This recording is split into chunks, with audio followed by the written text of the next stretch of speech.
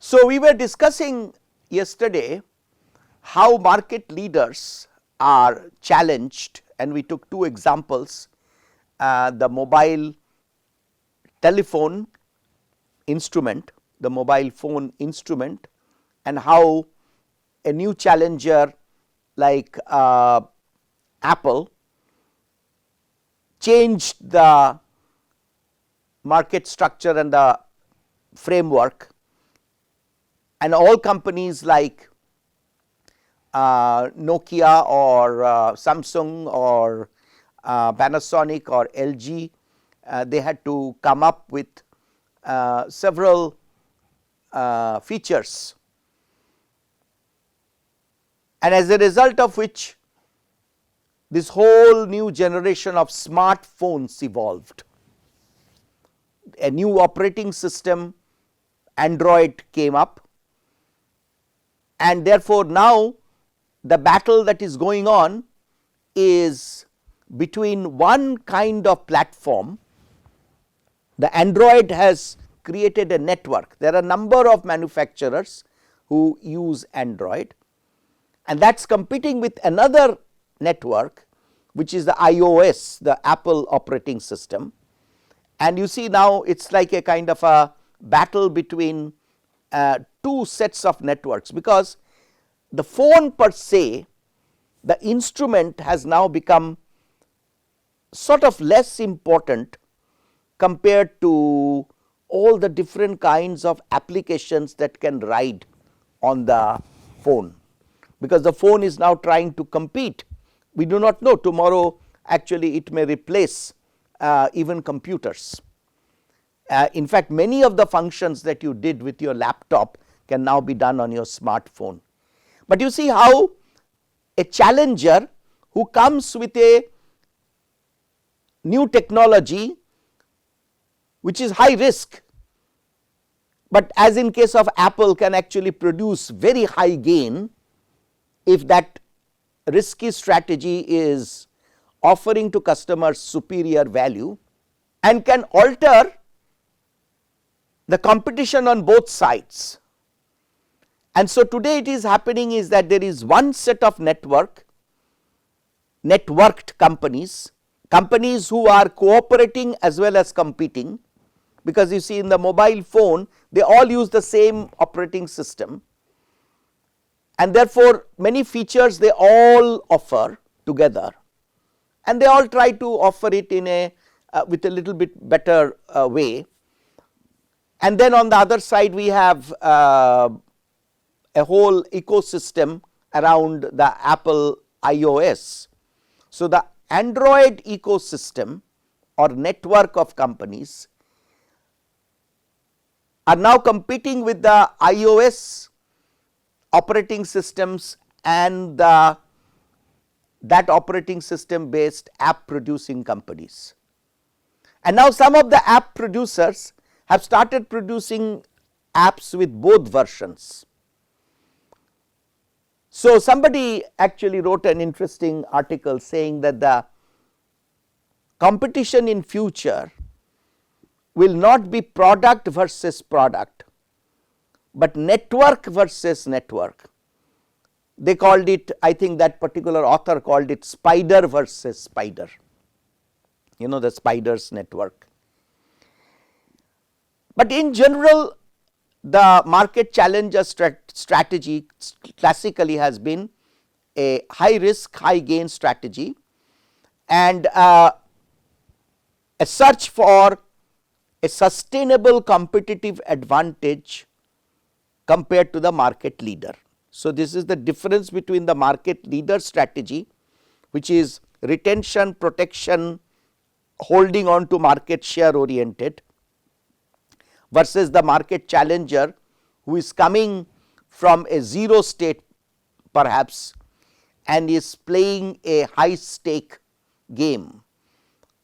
Today in many different markets, the frontal attack of the market leaders, as has been done in case of mobile services in India by Reliance Jio, or in the phone industry by Apple, the frontal attack can be executed only by companies with deep pockets, meaning companies with very high level of resources, because it will be quite expensive to persuade the customers to move away. Of course, if you are genuinely offering something better, then once the customers start moving, it can become a wave and it can change the industry altogether. But market challenger strategy often is executed by companies who try to look at their immediate vicinity. So, in their own geography, or companies which are smaller size. So, that happens, the market challenger then uses techniques like mergers and acquisitions, and they try to basically compete and destroy the weaker competitors and expand the market share. Now, remember, this is the market challenger strategy can often be a good strategy when the market is in a high growth mode. This may not be a very good strategy when actually the market has matured. So, in the market when it has matured, we have another type of competitive strategy which we call the market follower. What the market followers do, and you can see it how the Japanese did it so well. When the Japanese started manufacturing cars, they were following a long list of dominant US car manufacturers. But these Japanese companies primarily focused on operational excellence. They made their operations so efficient, so effective. They came up with this fantastic combination which earlier people thought was not possible, which is high quality. Usually we associated high quality with high price, but they came up with high quality cars with low price. They initially focused on the smaller size cars, and that gave them reputation. So, people found that small Japanese cars excellent value for money. So, you see, this value for money then becomes a mantra, and once you build your reputation and you become as famous as Toyota in that small car segment, then you start expanding, you start offering bigger cars, and that is how the Japanese manufacturers almost destroyed the US auto industry. And today all the Japanese companies put together are far ahead of most of the other Western car companies put together. They did the same thing in two-wheelers, motorbikes. The motorbike manufacturers of Europe almost disappeared, but how they have come back, some of those two-wheeler manufacturers of Europe, is a strategy that we will look at in the next set of customers, or how a US motorcycle manufacturer came back and created a cult, will be our next topic. And this is the strategy of a market niche operator. So, look at, for example, Harley Davidson in US. in spite of all the challenges offered by the Yamahas and Kawasakis of this world, the Japanese manufacturers, who were extremely successful in destroying the entire European two-wheeler industry, now not only retained their customers, but actually created a wave. People often call it a cult. So, Harley Davidson became a cult product. That means, owners of Harley Davidson take pride not only in the performance of that particular product or features, they actually focus on the lifestyle, the values represented by Harley Davidson. So, they have Harley Davidson Club, they have not only the motorcycle, but they have all kinds of dresses and other merchandise that are used by Harley Davidson fans. They have annual festivals of Harley Davidson motorcycle race, or often they are called processions. They deck up their Harley Davidson in so many different ways, they decorate their own device. So, it is like it actually almost mentally in the mind of owners become their personal horse. And it of course offers certain features, high power, extremely rugged performance. So, there are people who own Harley Davidson, they may be an accountant, maybe a manager in a highly placed position in a large company, but at weekends they don their leather jackets and leather pants and go out with their buddies and go on a weekend trip somewhere distant with their Harley Davidson. So, they have created something what we call the biker cult. So, this is the strategy, which is the strategy of the next stage, which is the market nicher.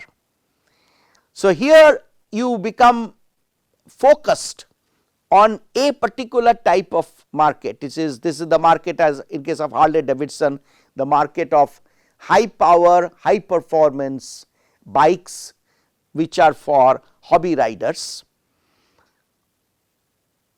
or Harley Davidson has an excellent market segment where they actually offer it to police forces and armed forces who need actually very high performance for certain situations. So, there are Harley Davidson meant for them, which is kind of a professional use, and then Harley Davidson for private owners, which is more for a hobby weekend use, and for almost like a group of fan club following a film star. So, that is how the whole market development takes. So, in the market, if you are able to develop a market niche and you are able to dominate it by your focus strategy, then you can actually it will be a narrow, it will not be a volume oriented game.